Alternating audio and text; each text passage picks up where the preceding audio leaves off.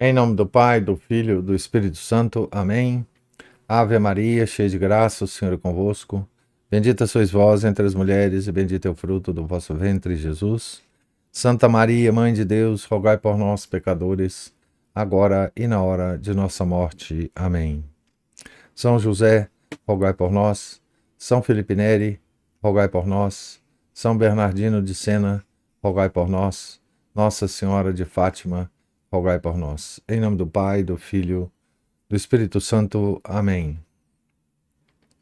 Bom dia a todos. Nós estamos aqui no início do capítulo 5, página 171, da biografia de São Bernardino de Sena, escrita por Paul Thiroux d'Anjou. Esse capítulo tem o título Estrita Observância. Tem um resumo no início do capítulo, como o autor sempre faz, e eu já vou para o início do item 1, na página 172. Depois de ter consagrado cerca de 3 anos em sua cela de Capriola à redação de seus sermões, Bernardino retomou em 1436, com um ardor que nem a idade nem o cansaço podiam esfriar, sua vida errante de missionário. Ansiava por atender às chamadas que durante o seu retiro temporário lhe tinham sido dirigidas de várias regiões da Itália. Mal empregara, porém, 2 anos em excursões apostólicas, cujo itinerário seria difícil precisar, quando, muito a contragosto, viu-se de novo afastado. Em 1438, fora investido com o título de vigário-geral do governo de todos os conventos da estrita observância na Itália. Bernardino tivera, em todos os tempos e no próprio meio de seu apostolado, uma grande solicitude por tudo que dizia respeito à integridade e à propagação dessa reforma monástica. Durante os anos de seu vicariato, esta solicitude ia tornar-se mais observante e mais exclusiva. Ocuparia quase todo o seu tempo e toda a sua atividade. O momento é, portanto, oportuno para inquirirmos sobre o que era esta observância que tanto lugar ocupou na vida de nosso santo. Para se fazer uma ideia bem exata, para compreender o interesse que lhe dedicava, para medir a parte que tomou em seu desenvolvimento, convém que voltemos atrás à história, às vezes imperfeitamente conhecida, da ordem dos frades menores. Então agora o nosso autor vai nos levar a uma história muito interessante, né? Da ordem fundada por São Francisco de Assis. Em 2 séculos de existência, então tinha 2 séculos de existência a ordem quando vivia São Bernardino, né? A ordem dos frades menores tivera uma vida ao mesmo tempo muito intensa e muito perturbada. De uma parte, um impulso sublime de amor e de entusiasmo, uma fecundidade prodigiosa, um exercício de cerca de 200.000 religiosos, muitos santos, mártires, doutores. De outra parte, contradições apaixonadas entre os irmãos, ameaças de cisma, acusações recíprocas de infidelidade ou heresia. Possivelmente, o caráter próprio do gênio de São Francisco contribuiu parcialmente para isto. Fora um dos mais poderosos sedutores e animadores de alma que o mundo até então conhecera.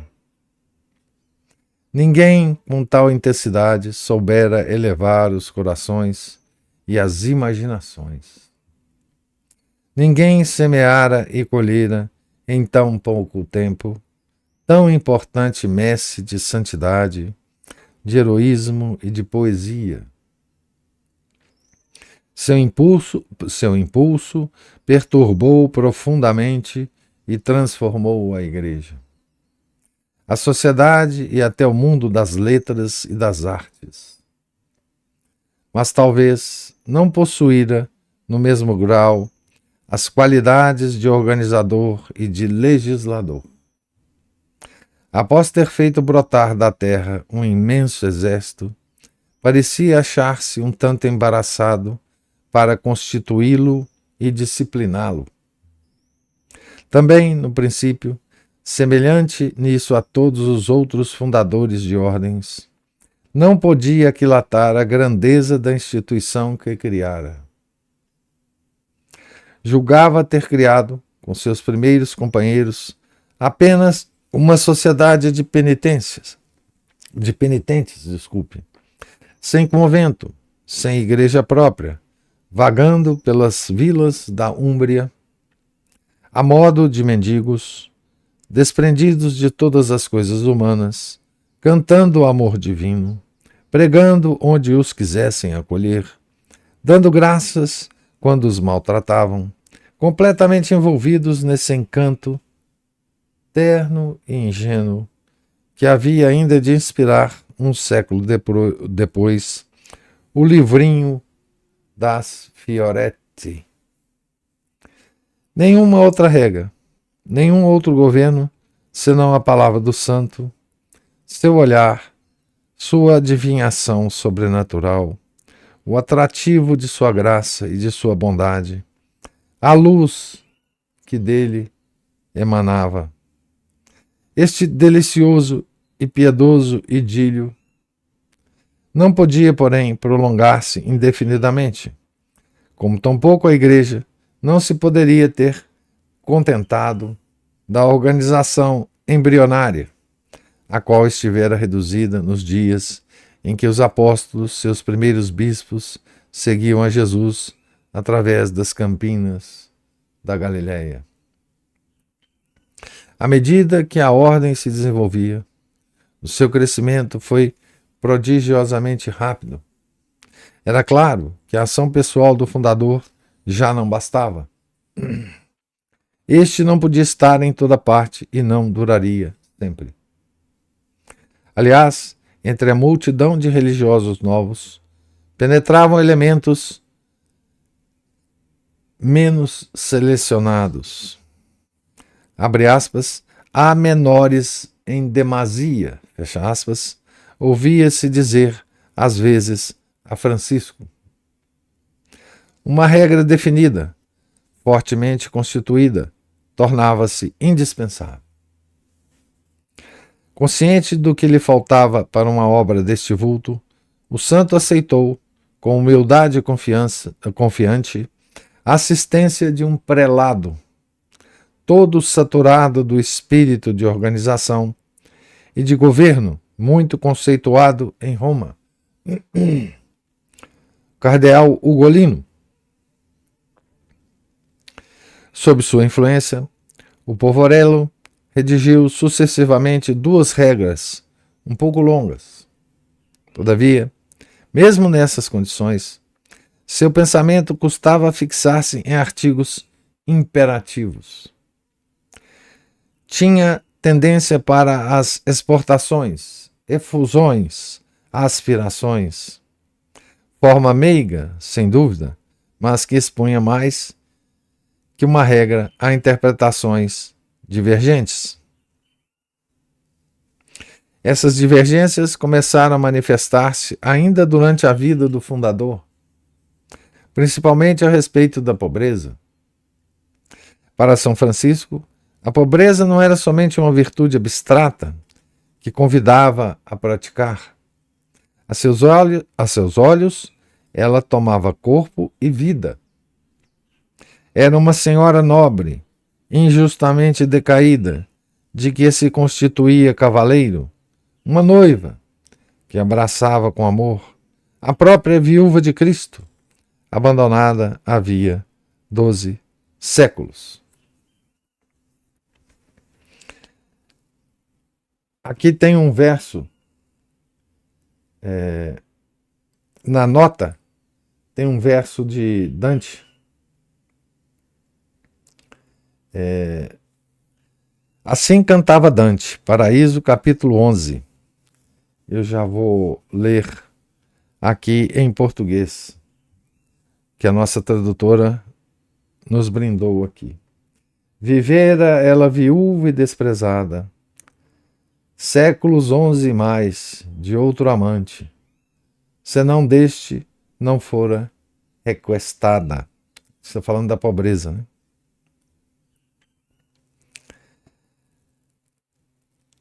Abandonada havia 12 séculos. Aí ele cita esse verso, né? Sem reserva e sem medida. Não satisfeito em obrigar os frades pessoalmente à miséria absoluta, proibia à ordem possuir qualquer coisa. Nem o próprio convento em que habitavam podiam chamar seu, nem mesmo a igreja em que oravam. Tal proibição chocava as ideias reinantes, não só no clero secular, então parte integrante da hierarquia feudal, mas também no clero regular, representado nessa época pelas opulentas abadias beneditinas. Aqueles mesmos que se regozijavam por ver uma reação contra a excessiva riqueza da igreja, duvidavam de que essa pobreza fosse possível e prática, e se deviam tomar absolutamente como real o que parecia uma aspiração antes generosa que sábia. Essas dúvidas, essas inquietações, penetravam entre os menores e os perturbavam. Eram, aliás, mais ou menos abertamente propagadas por um dos companheiros de Francisco, por ele escolhido para governar a ordem, na qualidade de vigário-geral, o célebre Frei Elias, espírito superior, cujo ideal religioso, porém, divergia do poverello.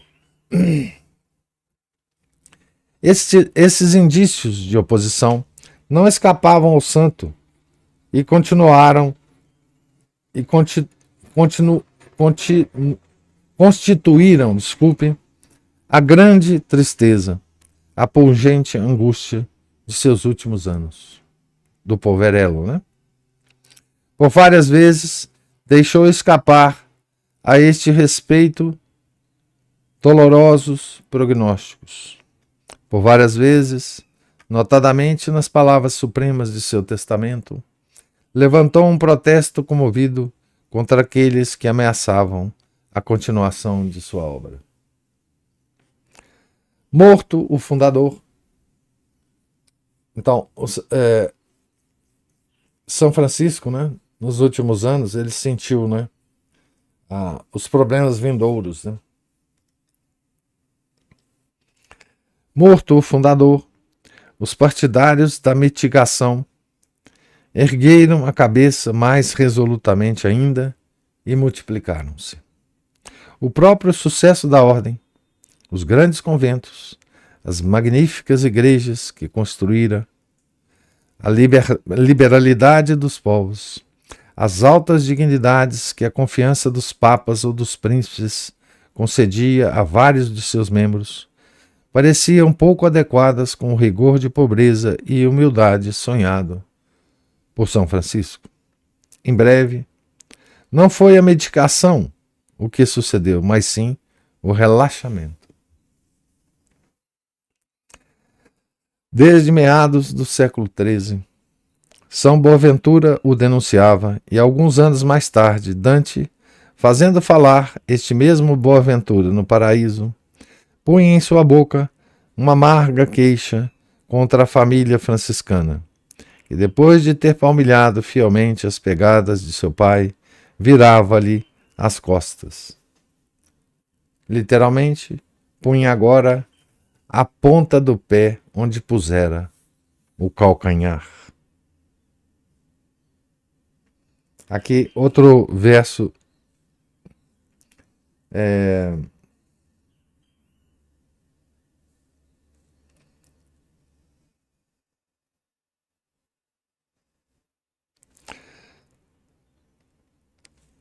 do...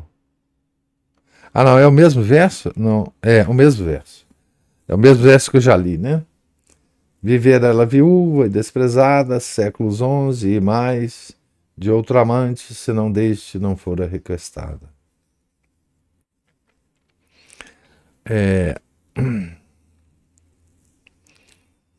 Enfrentando a mitigação que dia a dia se tornara mais espalhada e mais poderosa, a observância rigorosa, entretanto, não desaparecera. Mantida com ocioso fervor em humildes conventos, sustentada e como que aquecida pelas narrações dos que se davam como os verdadeiros depositários da tradição de Assis, resistia com uma firmeza ou branda ou intratável aos exemplos como a apressão e inspirava contra o que ela julgava ser uma infidelidade e uma traição, protestos que abalavam o mundo cristão. Então aqui nós vemos bem, né, os dois lados, né, da coisa. Com o regime não centralizado dos antigos mosteiros beneditinos, a solução teria sido simples. Os franciscanos ter-se-iam dividido em dois ramos, o gênero de Cluny e Citeaux. Uma outra ideia, porém, presidira a fundação das duas grandes ordens medicantes do século XIII, a ideia de unidade sob um único chefe, os franciscanos e os dominicanos, né? Desde então, cada partido devia procurar impor a outro o seu modo de ver. Tornou-se logo patente que os mitigados, chamados irmãos da comunidade, ou conventuais, sobrepunham pelo número os zelanti, ou espirituais. Com raras exceções, os primeiros detinham todos os cargos de superiores gerais ou provinciais. Não usavam todos de sua autoridade do mesmo modo. Uns, moderados, conciliantes, procuravam representar um papel de árbitros e de pacificadores. Outros mostravam-se ardentes em reprimir o que lhes parecia uma rebelião e não recuavam diante das verdadeiras medidas de perseguição. Os espirituais aturaram sem fraquejar esta perseguição, que lhes dava, por momentos, a exaltação e a auréola do martírio. Mas sua firmeza acabou tornando-se obstinação, sua resistência, rebelião. Julgavam-se encorajados pelas palavras de São Francisco a rejeitar a autoridade dos superiores, quando a julgavam em desacordo com a regra. A consciência que tinham de sua maior autoridade despertava neles tentações de orgulho e de desprezo pelos outros. Esse desprezo estendiam-no à igreja inteira, que lhes parecia, ela também, invadida pelo relaxamento e destinada a uma próxima renovação. Infiéis, por sua vez, àquilo que seu fundador, no meio de suas mais místicas aspirações, guardara de claro, são e sensato, de disciplina, de espírito, de docilidade para com a autoridade religiosa, de escrupulosa ortodoxia, deixavam-se escorregar para o iluminismo apocalíptico que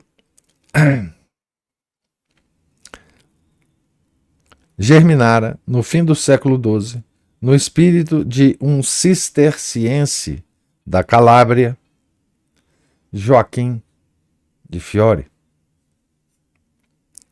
Acompanhando este nebuloso profeta, os doutores, os historiadores e os poetas dos espirituais, João de Parma, Pedro João Olive, Ubertino de Casale, Ângelo Clareno, Jacopone de Todi, sonhavam mais ou menos com uma terceira revelação que devia transformar o mundo religioso. A primeira, a do Pai, para o reino da lei. A segunda, a do Filho, era o reino da graça. A terceira seria o reino do livre amor, na qual os monges, os contemplativos, substituiriam a igreja secular e temporal. Essa foi uma grande heresia da época, né? Do Joaquim de Fiore. Né? As três épocas, né? Que nós viveríamos a partir de certo ano, que o próprio Joaquim de Fiore profetizava, né? Eu não lembro mais o ano. Mas, enfim, no século, a partir do século, em algum ano do século 12, 13, não lembro mais. Então,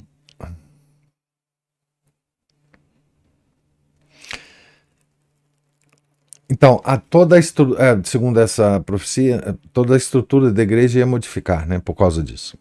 Exaltados por sua devoção a São Francisco, divinizavam sua imagem, engrandeciam exageradamente seu papel, amplificavam o que um deles chamava suas conformidades com Jesus, recebiam sua doutrina como um segundo Messias, Messias da revelação anunciada por Joaquim, e consideravam a ordem dos menores como destinada a absorver a Igreja Universal e dar à humanidade sua derradeira forma. Olha que coisa impressionante, né? Essa ideia. Os papas tiveram que intervir frequentemente para restabelecer a paz e a unidade na família franciscana. Em geral, salvo Celestino V, os papas consideraram os espirituais mais ou menos suspeitos, sobretudo por causa de seu joaquinismo, Joaquim de Fiore, né? Porém, se apoiavam os mitigados, punham-nos em guarda contra o relaxamento. Então, nessa época, os de a estrita observância, né, era ligada a esses joaquinistas, né? E os mitigados eram apoiados, então, pela estrutura da igreja, né? E esses outros eram encarados como suspeita, né? Vários espirituais, notadamente o Bertino de Casale, no princípio do século XIII, recusaram submeter-se às decisões da Santa Sé. Negavam-lhe o poder de modificar uma regra revelada por Deus. Nesse terreno, a resistência era temerária. Os espirituais naufragaram. Era acabar com os sectários uma empresa inspirada, em sua origem, por um pensamento alto e puro, e para o qual concorrera muita virtude. Admira-se esta fidelidade em guardar esta coragem, em defender o ideal franciscano. Assusta vê-la envolvida em doutrinas suspeitas e espírito de indisciplina. Não se percebe se se trata de santos ou de hereges, de mártires ou de revoltados. Esta hesitação parece ter sido partilhada, até certo ponto, pela autoridade eclesiástica, que perseguia, em sua vida, um João de Parma e um Jacob de Tode, e os beatificava depois de mortos. Até a igreja estava confusa, né?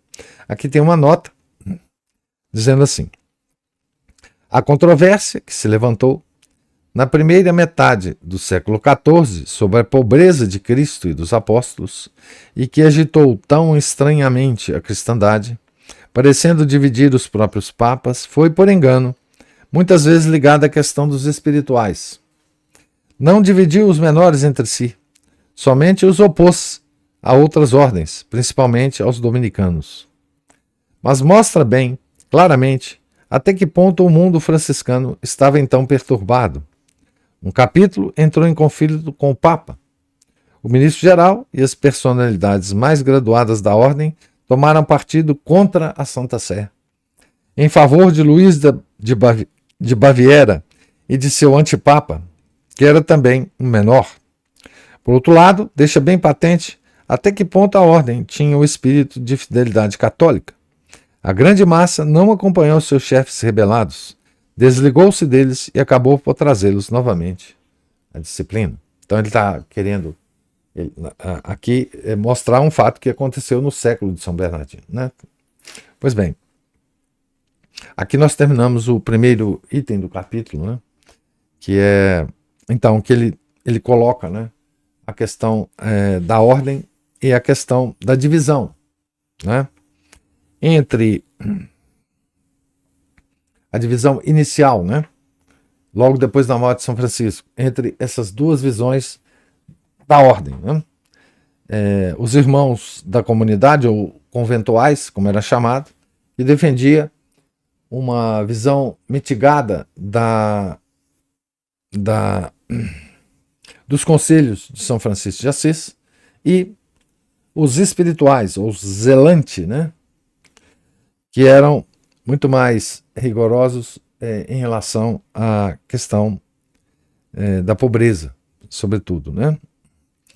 E também o nosso autor coloca aqui, né, a questão desse grupo, né, chamado espirituais, como que ele caiu, né, na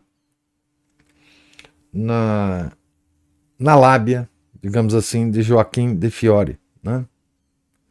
E como que uma heresia foi se formando, né? Com essas ideias que em si eram boas, né? Mas que sob a influência de pensadores, de, enfim, escritores, foi então, essa ideia foi se tornando cada vez mais complexa e mais difícil de ser gerenciada dentro da igreja, inclusive, né? Então, aqui nós vemos duas tendências da ordem, né? Duas tendências. Uma de manter a regra original, principalmente em relação à pobreza, e a outra de mitigar essa regra, né?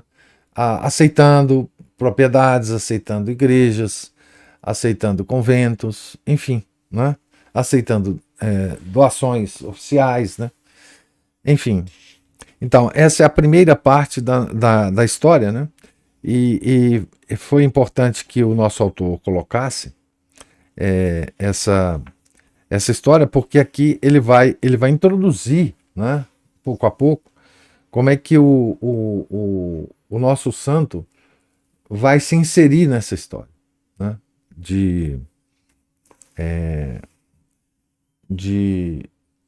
dessa, digamos assim, dessa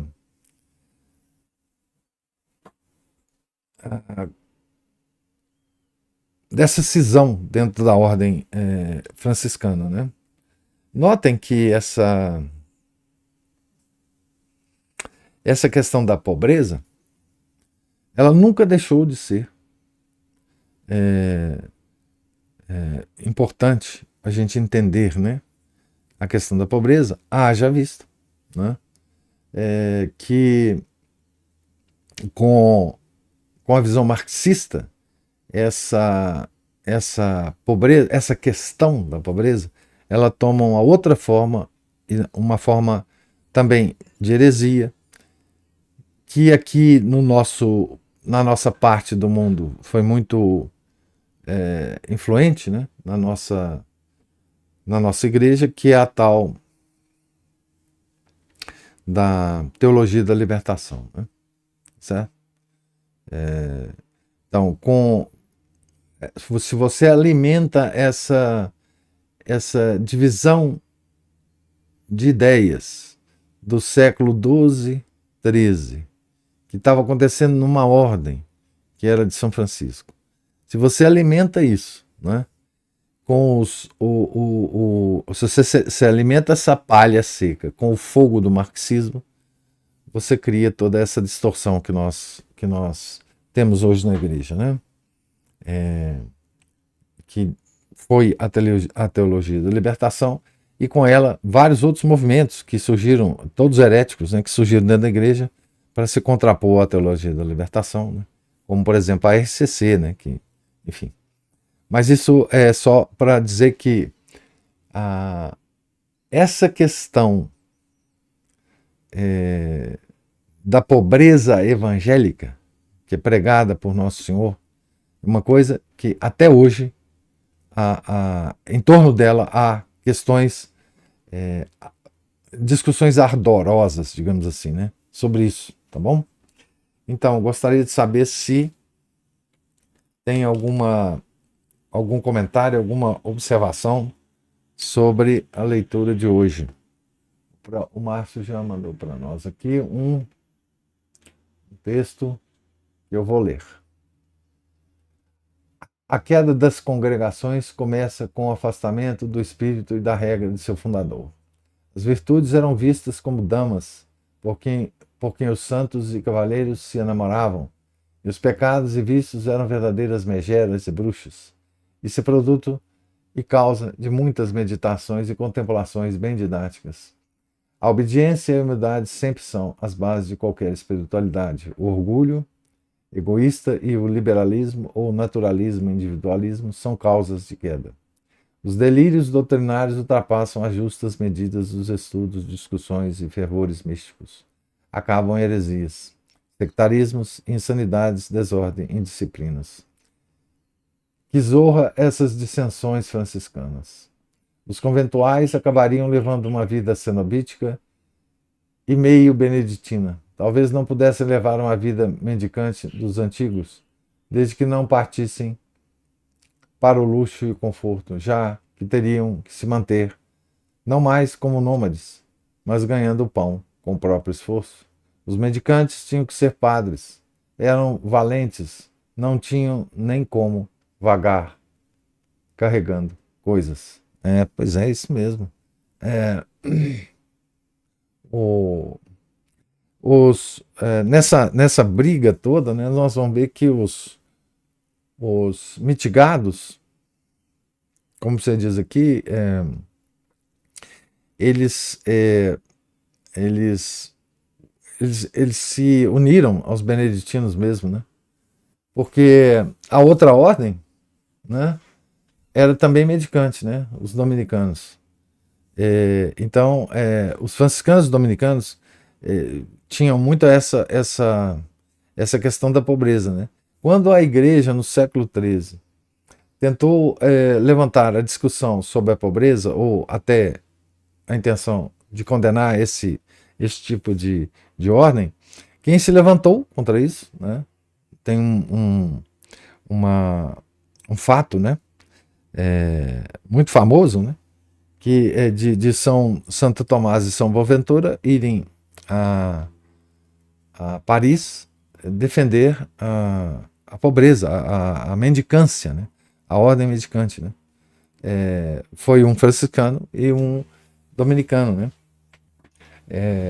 Defender a manutenção, né? A nobreza da pobreza como base de duas ordens importantes na Idade Média, né? Então, isso é um fato interessante que nós vamos atravessar a história desse fato, né? Porque São Bernardino ele toma um vulto muito grande nessa discussão no lado dos franciscanos de estrita observância, né? Sem, contudo, chutar o balde como o pessoal de 2 séculos atrás chutaram, né? Nós vamos ver a participação dele, como é que ele vai gerenciar essa coisa como geral, né? Da ordem na Itália.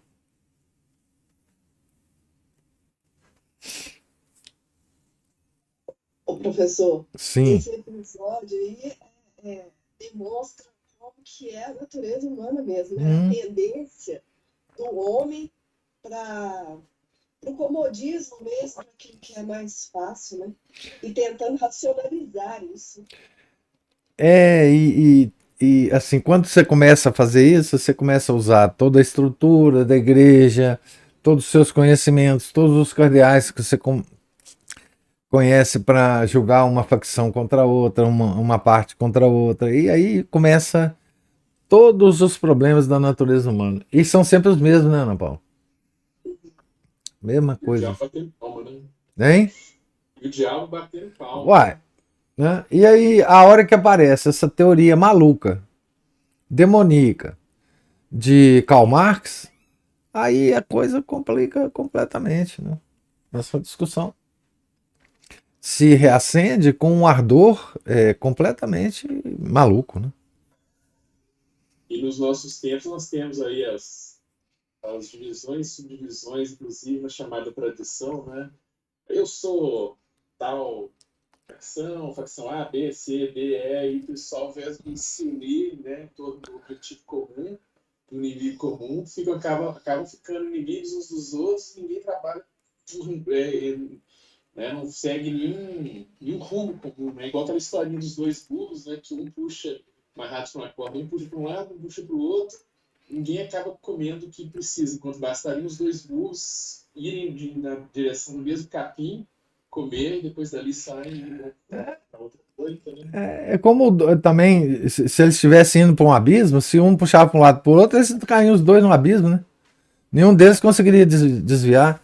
Mas, enfim, a natureza humana, isso acontece em todos os lugares.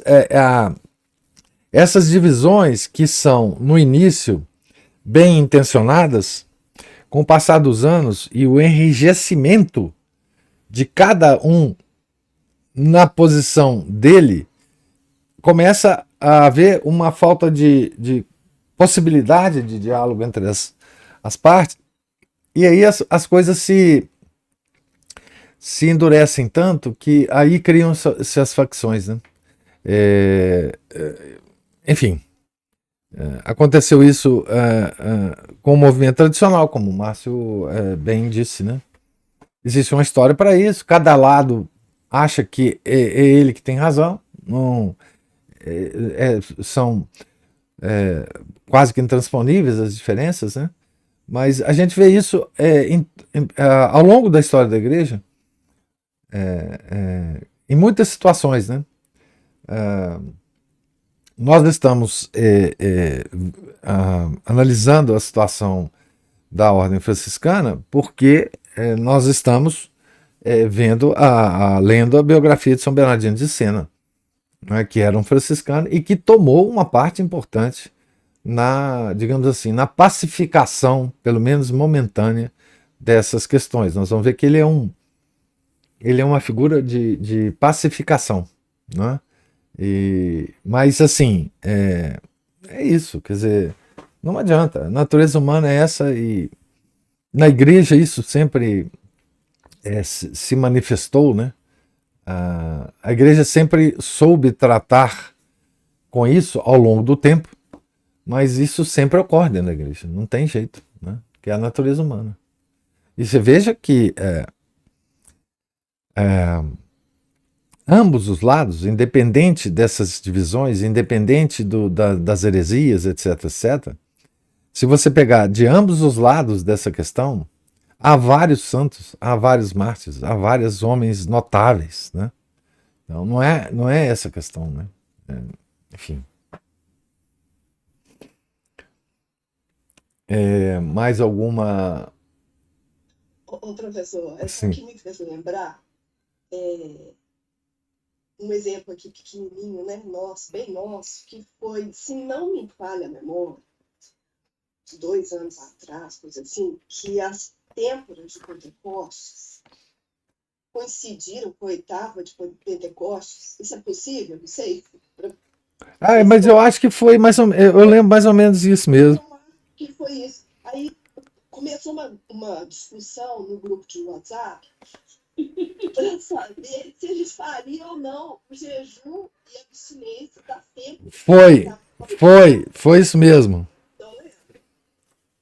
Então, assim, é um exemplo de como que É essa mesmo a nossa tendência, né?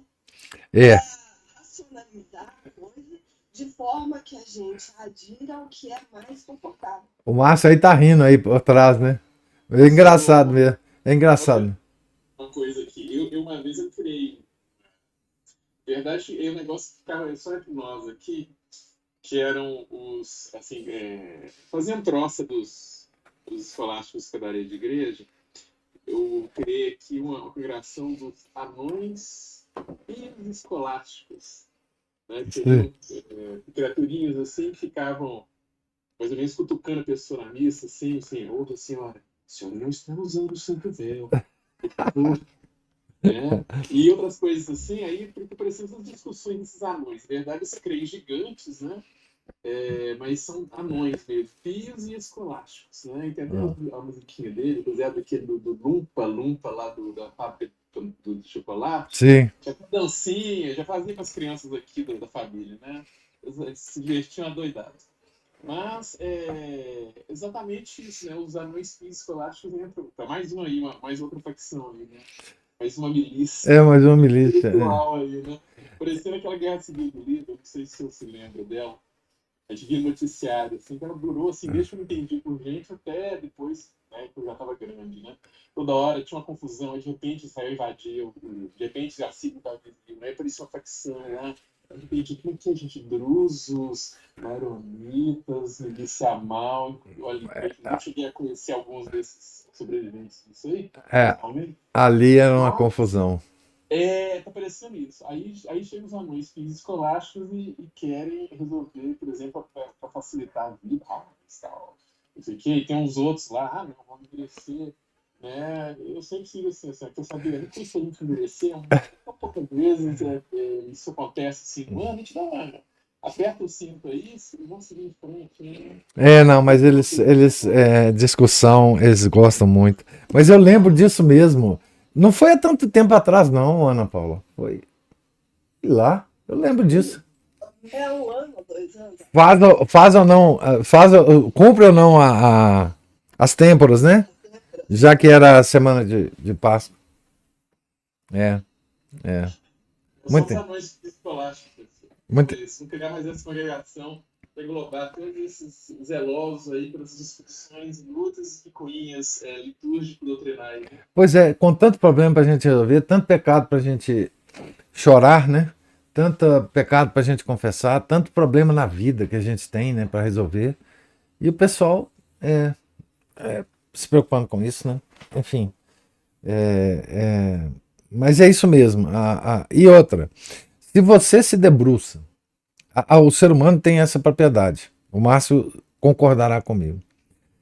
Se você se debruça um tempo suficiente sobre um problema completamente sem sentido, você consegue fazer com que esse problema tenha sentido e mais, você consegue seguidores para analisar o sentido desse problema que não tinha sentido originalmente e consegue fazer é, é, publicações, livros e mais livros sobre o problema inexistente, de forma que depois de um certo tempo você nem percebe da onde que você partiu para criar aquela montanha de conceitos, de livros, de discussão, de fóruns, de não sei o que. É assim que os problemas inúteis das várias ciências hoje são gerados. E é uma fumaça que se cria em cima da questão que você não vê a gênese da questão, você não conhece, às vezes você não consegue ver através dessa fumaça, e você acaba sendo capturado para essa discussão e começa a discutir. Você fala, poxa, de repente, o que eu estou discutindo? Como é que esse negócio surgiu? Quem é que propôs isso pela primeira vez? Que problema é esse? Né? Então, esse o ser humano tem, ele tem a propriedade de fazer essas fumaças com problemas assim que depois você vai ver, já tem uma linha de pesquisa na universidade sobre o problema, já tem congressos internacionais dedicados ao problema, já tem. Você fala, gente, mas o problema nem existe, mas pois é, mas já está estabelecido que existe, né? É isso. uma Pois coisa. é, mas e diante das possíveis penas no purgatório ou da perda da alma no inferno, po- isso aí vira um nada, né, Ah, professor? Não não. tem. É, exatamente. Quer dizer, vira até. Se você entra nessas discussões, é perigando você ir para o inferno, né? Então, assim, a gente devia ter, é, colocar pensar muito mais nas penas do inferno, mesmo na quantidade, no aumento das penas a serem cumpridas no purgatório, diante dessas coisas tão pequenas, né? A É. gente devia, a gente devia estar sempre pensando nisso, né? Elas são pequenas se você tem humildade para ver a realidade e ser submetido a ela, né? Submissão à realidade, né? Agora, elas se transformam em coisas absolutamente intransponíveis para as pessoas que estão dentro dessa discussão. E elas acham que as pessoas que ficam fora ou não dão valor para essas discussões altamente elaboradas, é que as pessoas que ficam fora é que são ignorantes, que não veem a importância desse problema para a humanidade e tal. Você fala, não, eu quero ficar fora, filhinho, deixa a minha vida aqui. Não, você é um alienado e tal, etc. Isso acontece muito na política, né? Você fala, não quero saber desse negócio de política. Você é um alienado, você vai deixar os piores vencerem. Você fala assim, não, eu não estou querendo saber disso, não. Não, você é isso é aquilo. É assim. Né? É assim que é assim que toca a banda, né? E Professor, sim. desculpa, continue, por favor. Não, pode falar. Bom, é que eu pensei que eu fosse, já tinha explicado, mas é o seguinte, isso aí me lembra aquelas, o pessoal que diz, né, que tem na televisão francesa umas table ronde lá, umas mesas redondas, intermináveis, o pessoal fumando maços de cigarro e discutindo, Eles gostam disso mesmo. Eles gostam disso com uma mesmo. pose assim, de intelectual com a mãozinha assim na testa, É. cara de sono, de gente de pouca saúde. Mas isso me lembrou também o seguinte: isso aí parece aquela história. Essas coisas parecem aquela história do nó górdio, né? Do Alexandre Magno, né? Um nó super complicado, eles tentando bolar um jeito de acabar com isso. Chegou o Alexandre Magno, pegou a espada e plá, É, cortou o nó. Pronto, acabou essa história. é, é, Eles têm que fazer isso, dar um golpe ali, plá, acabar com isso. é, é. É isso mesmo. Às vezes, o próprio curso natural dos eventos resolvem crises grandes, né, Márcio? Assim, porque o homem tem um número finito de anos sobre a Terra, né? Então, às vezes, as contendas acabam porque os chefes de ambos os lados morrem. Morrem, às vezes, por, pela espada de Alexandre, mas morrem, às vezes, pelas coisas naturais. Né? Os grandes chefes de seitas morrem. Né? Os grandes chefes de heresias morrem. Né? Então, assim, e é uma coisa curiosa e irônica, né? Que essas contendas às vezes acabam por esses motivos, né? Os dois contendores, os dois lutadores morrem, e aí os discípulos de cada lado não têm essa energia que tinham os líderes, né? E aí as dissensões acabam, né? Às vezes acontece isso historicamente, né? A vida é curta, né? A vida é curta. Por exemplo, imagina essas discussões, né, que ocorreram nos últimos 60, 70 anos dentro do quadro da igreja moderna, né, entre entre os prelados da igreja, digamos, mainstream, e os dessa igreja mainstream com os que estão resistindo a essa igreja por meio da devoção à missa antiga, a tentativa de manutenção da tradição do Concílio de Trento, etc, etc. Existem esses polos que daqui a 50, 60 anos as coisas vão modificar, porque as pessoas morreram. As pessoas que participaram desse início, dessa discussão acalorada, morreram, né? Isso vai ser modificado com o tempo, né? Não sei para que lado que vai, né? Mas vai ser. Ou se enrijecendo, ou às vezes não, né? Às vezes a crise vai sendo resolvida por falta de pessoas de um dos lados, né? Enfim, é assim, o passar do tempo, né? Ele, ele traz modificações também, né? Naturais para essas discussões, né? E às vezes os problemas ressurgem séculos depois com roupas novas, né? As heresias sempre estão se reciclando, né? Contra a igreja e aparecendo com roupas novas, né? O Assombração troca de vestimenta e aparece de novo pra gente, né? Para outra geração, né?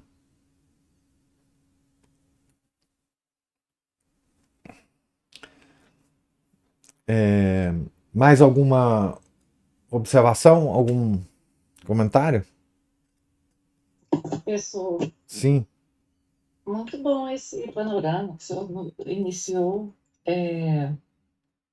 sobre essa geração de discussões, né, que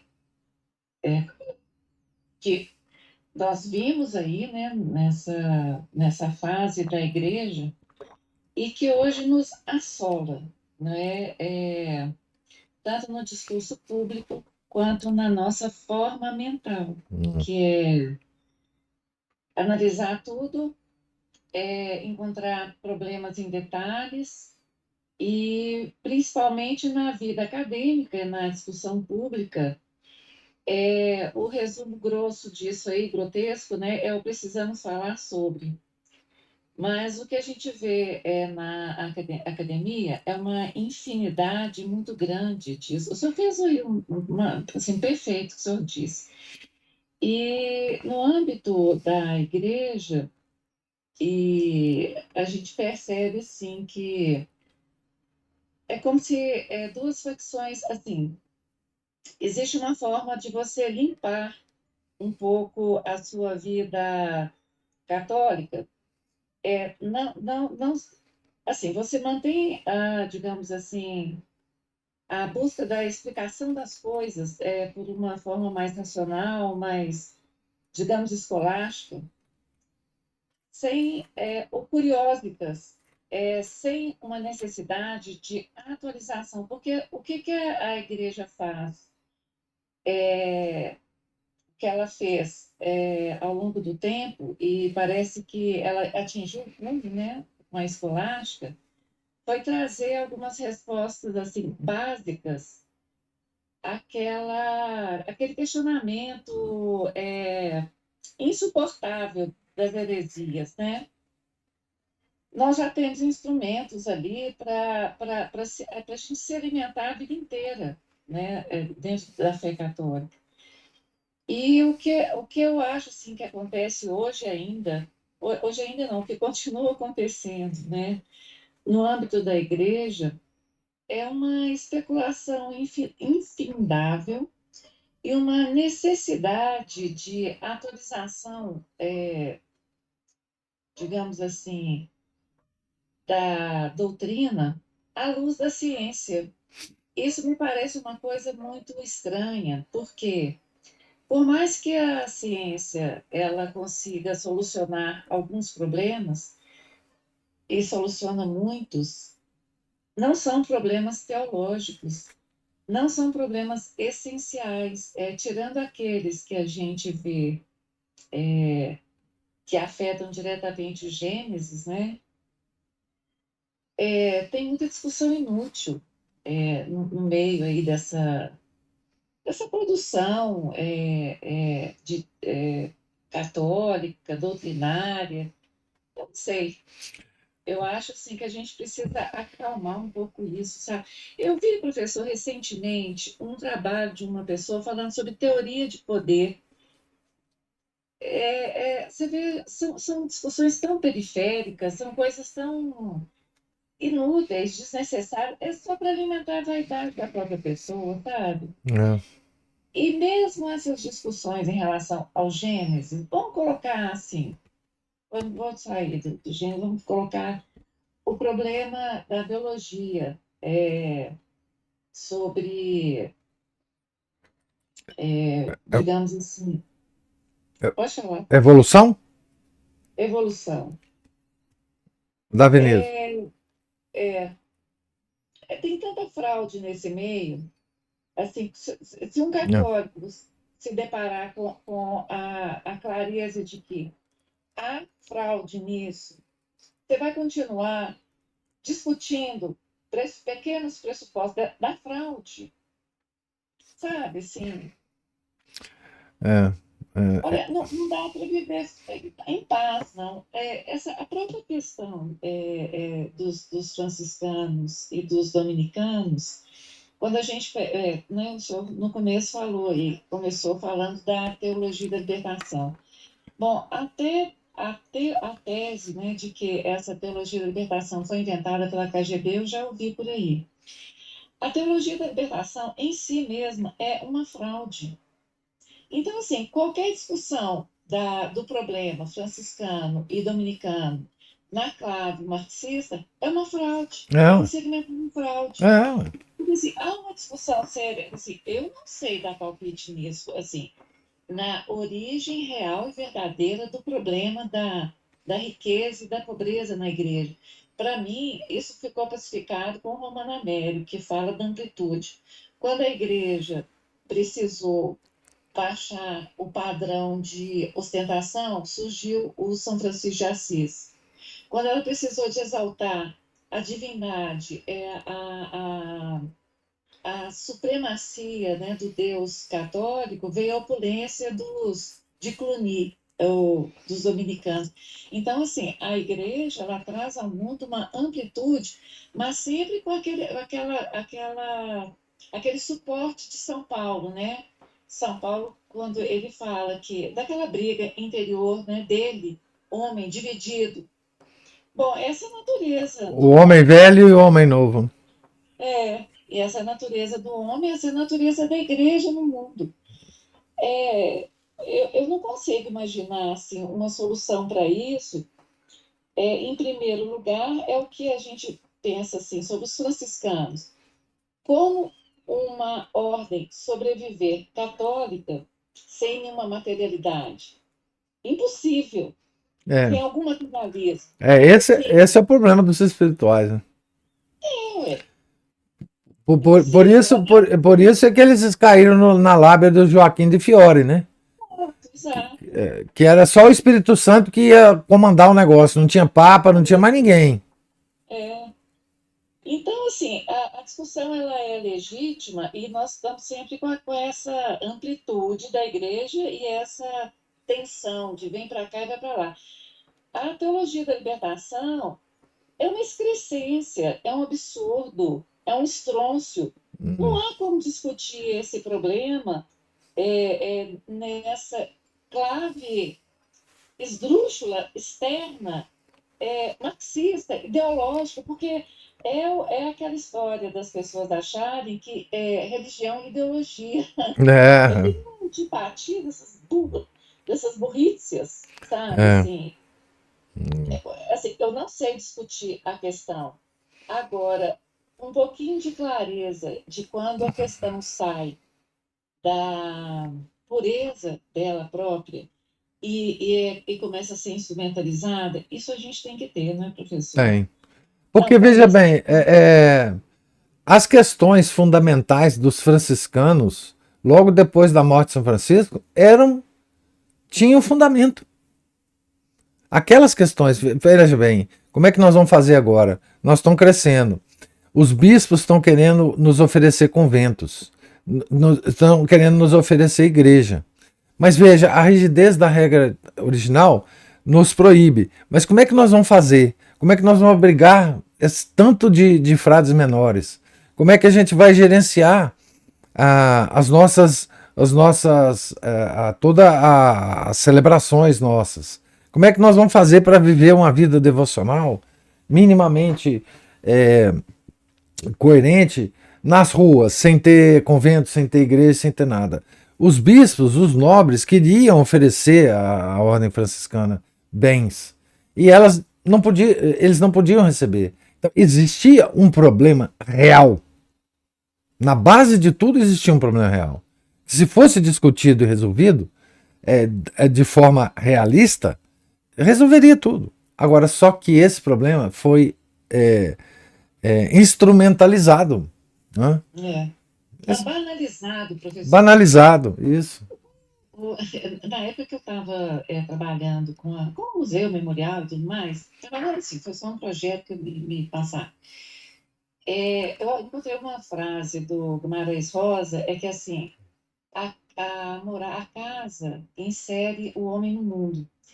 A casa é material. Então, vamos pensar nas catedrais, não é? Quando o senhor faz essa colocação de que os padres querem nos oferecer mosteiros. A igreja se materializa no mundo por meio de um local, um lugar central, Roma, no centro de um império. Isso. Com uma localização com as abadias, com as igrejas, com as catedrais. Olha, isso é uma lição de que esta é a forma correta que Deus pensou para que nós, com todos esses nossos pecados, conseguíssemos ter uma referência e sermos fiéis a Ele. É Jerusalém celeste. Nós temos que ter uma Jerusalém terrena. Assim, porque senão nós seremos os desigrejados. Cada um com uma igrejinha na cabeça. Você não tem carta aí, não. Você vai na célula ali da casa do Zé Mané e lá você fica loucubrando o que Nosso Senhor quis dizer com. Não tem sentido. A gente só pode falar de Jerusalém celeste quando a gente tem a Jerusalém terrestre. Então, assim, falar de Guimarães Rosa tem uma porcaria, pensando na igreja que... Não, mas tudo a gente aproveita. São coisas que nos trazem, assim, de volta para a igreja sempre, e a gente está sempre voltando. Quer dizer, assim, é uma discussão que eu não tenho solução para ela, mas uma coisa é certa. Era impossível continuar sendo franciscano ou a ordem continuar a existir no mundo sem uma decisão de tratá-la no mundo secular. Pronto. Isso, é isso mesmo. Inclusive o nosso autor aqui fala que, de certa forma, os problemas posteriores da ordem franciscana já tinham, quer dizer, surgiram por causa do temperamento do seu fundador. Né? Já tinha uma semente disso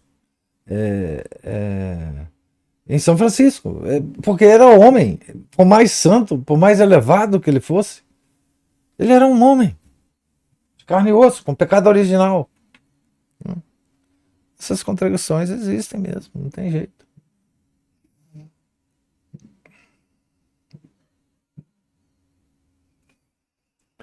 Muito bom, muito bom. Mais alguma observação, algum comentário?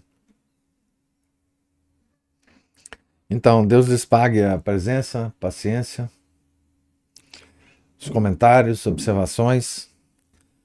Tenham todos um santo dia. Fiquem com Deus.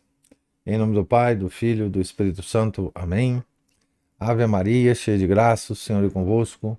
Bendita sois vós entre as mulheres, e bendito é o fruto do vosso ventre, Jesus. Santa Maria, Mãe de Deus, rogai por nós, pecadores, agora e na hora de nossa morte. Amém. São José, rogai por nós. São Felipe Neri, rogai por nós. São Bernardino de Sena, rogai por nós. Nossa Senhora de Fátima, rogai por nós. Em nome do Pai, do Filho, do Espírito Santo. Amém.